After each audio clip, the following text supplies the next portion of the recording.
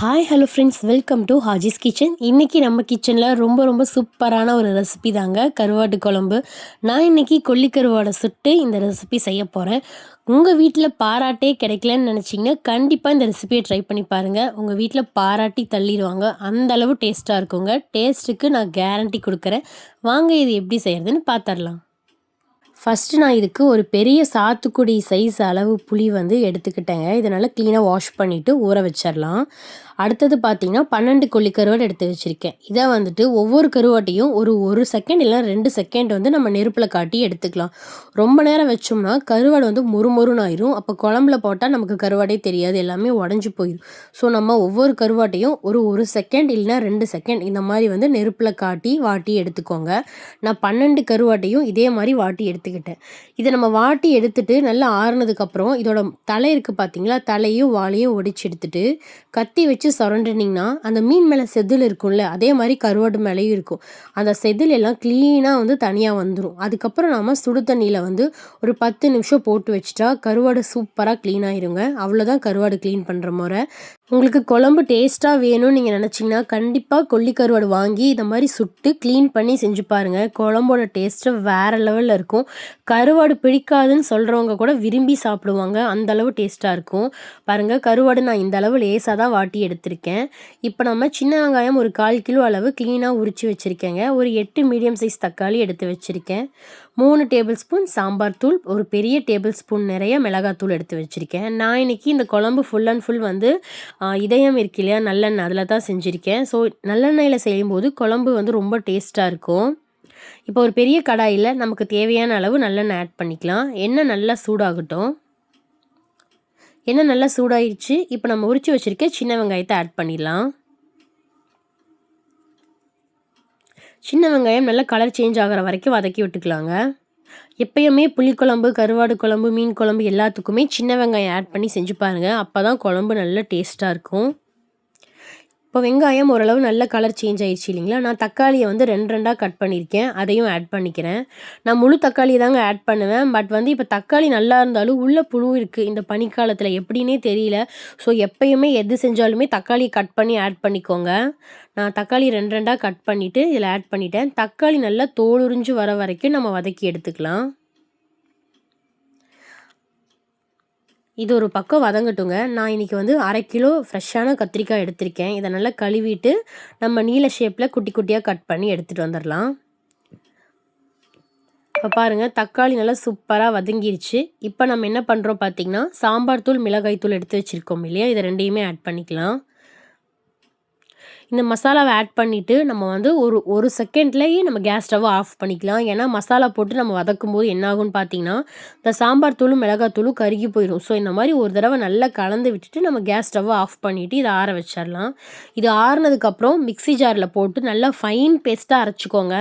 தக்காளியோட அந்த தோல் இருக்கும் இல்லையா, அது திப்பியாக இருக்கக்கூடாது குழம்புல. அப்போ நமக்கு வந்து நாக்கில் வந்துகிட்டே இருக்கும், டேஸ்ட்டும் நல்லா இருக்காது. ஸோ வந்து நல்லா மையாக அரைச்சி எடுத்துக்கோங்க. நல்லா ஃபைன் பேஸ்ட்டாக அரைச்சி எடுத்துகிட்டு வந்துடலாம். சரிங்களா. இந்த குழம்புக்கு வந்து நான் தேங்காய் பால் தான் ஆட் பண்ண போகிறேன். ஸோ வந்து ஒரு பெரிய சைஸ் தேங்காவை வந்து உடச்சி கட் பண்ணி வச்சுருக்கேன். இதை நல்லா அரைச்சி கெட்டியான பால் வந்து எடுத்து வச்சுக்கலாங்க. தேங்காய் பால் ஆட் பண்ணும்போது கருவாடு குழம்பு ரொம்ப சூப்பராக இருக்கும். ஸோ இந்த மாதிரி பெரிய தேங்காவாக அரைச்சி பால் எடுத்து வச்சுக்கோங்க. இப்போ பாருங்கள், நான் மசாலா எந்த அளவு ஃபைன் பேஸ்ட்டாக அரைச்சிருக்கிறேன்னு உங்களுக்கு காமிக்கிறேன். சூப்பராக அரைச்சிருக்கேன். இது கூடவே வந்து தேங்காய் பாலையும் வடிகட்டி எடுத்துகிட்டு வந்துட்டேங்க. இது கூட புளியும் நல்லா கரைச்சி சக்கை இல்லாமல் எடுத்து வச்சுட்டேன். இப்போ நம்ம அரைச்சி வச்சுருக்க எல்லாத்தையுமே இந்த மசாலா கூட ஆட் பண்ணி நல்லா கலந்து விட்டுக்கலாம்.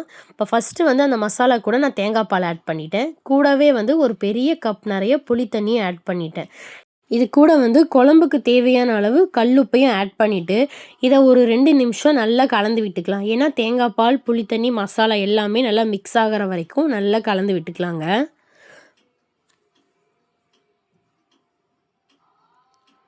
இப்போ இது ஒரு பக்கம் இருக்கட்டும். நான் இப்போ குழம்பு தாளிக்க ஒரு 20 சின்ன வெங்காயம் குட்டி குட்டியாக கட் பண்ணி வச்சுருக்கேன். கருவாடை இந்த மாதிரி சுடு தண்ணியில் போட்டு க்ளீனாக வாஷ் பண்ணி எடுத்துகிட்டு வந்துட்டேங்க. ஒரு 10 நிமிஷம் ஊற விட்டால் இந்த மாதிரி நல்லா க்ளீனாக ஆயிடும். ஸோ இதையும் இந்த மாதிரி க்ளீனாக வந்து அந்த தோல் மாதிரி இருக்கும் இல்லையா, செதில் மாதிரி இருக்குது, அது எல்லாமே வந்து தனித்தனியாக வந்துடும். நீங்கள் அது கத்தி வச்சு சுரண்டுனாலும் சுடு தண்ணியில் போட்டால் தனித்தனியாக வந்துடும். நான் கத்திரிக்காயும் நல்லா நீள நீளமாக கட் பண்ணி தண்ணியில் போட்டு வச்சுட்டேன். இப்போ ஒரு பெரிய பாத்திரத்தில் தேவையான அளவு நல்லெண்ணெய் ஆட் பண்ணிவிட்டு ஒரு 1/2 டேபிள் ஸ்பூன் வெந்தயத்தை ஆட் பண்ணிட்டேங்க. வெந்தயம் இந்த மாதிரி நல்லா பொரிஞ்சு வரும்போது நம்ம சின்ன வெங்காயத்தை ஆட் பண்ணிக்கலாம். நான் இந்த குழம்புக்கு ஃபுல் அண்ட் ஃபுல் வந்து சின்ன வெங்காயம் நல்லெண்ணெய் தான் யூஸ் பண்ணியிருக்கேன். ஸோ அதனால தான் குழம்பு ரொம்ப டேஸ்ட்டாக இருக்குங்க. எனக்கு வந்து கொஞ்சம் த்ரோட் சரியில்லை, சளி பிடிச்சதுனால. ஸோ வாய்ஸ் இந்த மாதிரி கொஞ்சம் மோசமாக இருக்குது, கொஞ்சம் அட்ஜஸ்ட் பண்ணிக்கோங்க. இப்போ வெங்காயம் நல்லா வதங்கிருச்சு. இந்த ஸ்டேஜில் நம்ம கத்திரிக்காயை ஆட் பண்ணிக்கலாம். கத்திரிக்காய் நல்லா கலர் சேஞ்ச் ஆகிற வரைக்கும் நல்லா வதக்கி விட்டுக்கலாம். நிறைய பேர் வந்து கருவாடையும் கத்திரிக்காயையும் ஃபைனலாக ஒரு 10 மினிட்ஸ் வந்து போட்டுருவாங்க. ஸோ நம்ம அப்படி செய்ய மாட்டோம். நான் ஃபஸ்ட்டு எடுத்தோடனேயுமே கத்திரிக்காயும் கருவாடும் ஆட் பண்ணிடுவேன். ஏன்னா குழம்பு அப்போ தாங்க டேஸ்ட்டாக இருக்கும்.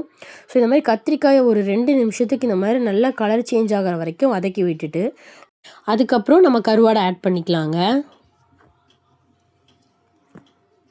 இப்போ பாருங்கள், நல்ல கலர் சேஞ்ச் ஆயிடுச்சு. கத்திரிக்காய் நல்லா வதங்கி வந்துருச்சு. இப்போ நம்ம கருவாடை ஆட் பண்ணிக்கலாம். இப்போ நம்ம கருவாடை எப்படி ஆட் பண்ணுறோமோ குழம்புலையும் அதே மாதிரி தான் இருக்கும். நிறைய பேர் வந்து உடஞ்சிரும் கரைஞ்சிரும்னு நினைப்பீங்க. பட் கருவாடு வந்து குழம்புல கரையாது. அப்படியே கரைஞ்சாலும் சின்ன சின்ன பீசஸாக இருக்குது பார்த்தீங்களா, அதுதான் கரையும். அது கரைஞ்சாலுமே குழம்புல ரொம்ப டேஸ்ட்டாக இருக்கும். கருவாடு வாசத்தோட நல்லா இருக்குங்க. இந்த மாதிரி எண்ணெயில் வதக்கும் போதே கருவாடோட வாசம் அவ்வளோ நல்லாயிருக்கும். நம்ம குழம்பு வைக்கிறோன்னு பக்கத்து வீட்டுக்காரங்கள்லேருந்து இந்த ஏரியாக்காரங்க வரைக்கும் தெரிஞ்சுக்குவாங்க. அந்த அளவு ஒரு சூப்பரான ஸ்மெல் அடிக்கும், கருவாடு ஸ்மெல்லு. இது கூட வந்து பார்த்திங்கன்னா ஒரு 1/4 டேபிள் ஸ்பூன் மஞ்சள் தூளையும் ஆட் பண்ணி நல்லா கலந்து விட்டுக்கிறேன். இப்போ இது எல்லாமே நல்லா வதங்கி வந்ததுக்கப்புறம் நம்ம மசாலா எல்லாமே கலந்து வச்சுருக்கோம் இல்லையா, வதக்கி அரைச்ச மசாலா, தேங்காய் பால், புளி தண்ணி எல்லாம் மிக்ஸ் பண்ணி வச்சுருக்கோம் இல்லையா, அதையும் ஆட் பண்ணிக்கலாம்.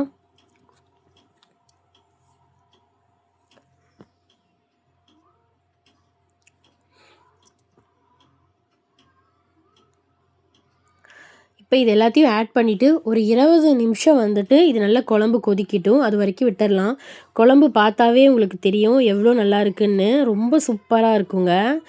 ஒரு 20 நிமிஷம் குழம்பு நல்லா கொதிக்கட்டும். இதுக்கு நம்ம சீக்ரெட்டான ஒரு பொடி ஆட் பண்ணுவோம். அதை நம்ம ரெடி பண்ணி வச்சுக்கலாம் வாங்க.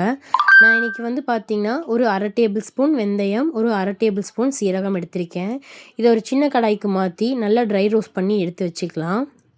இந்த பொடியை வந்து நம்ம செஞ்சு வச்சுக்க வேண்டாங்க. அப்பப்போ செஞ்சு ஆட் பண்ணும்போது தான் குழம்போட டேஸ்ட்டு ரொம்ப சூப்பராக இருக்கும். ஸோ பாருங்கள், இந்த மாதிரி நல்ல கோல்டன் ப்ரௌன் ஆகிற வரைக்கும் ஃப்ரை பண்ணிவிட்டு இது மாதிரி டப்பு டப்புன்னு வெடிக்கும் சீரகமும் வெந்தயமும். அப்போ வந்து நமக்கு ரோஸ்ட் ஆயிடுச்சுன்னு அர்த்தம். இப்போ கேஸ் ஸ்டவ் ஆஃப் பண்ணிவிட்டு இதை நல்லா பவுட்ரு பண்ணி எடுத்து வச்சுக்கலாம். இது வந்து பார்த்திங்கன்னா 1/2 டேபிள் ஸ்பூன் வரும் இந்த பொடி. இப்போ நம்ம ஃபஸ்ட்டு என்ன பண்ணுவோம்னா ஒரு 3/4 டேபிள் ஸ்பூன் வந்து பொடியை வந்து நம்ம என்ன பண்ணுறோன்னா குழம்புல ஆட் பண்ணிக்கலாம்.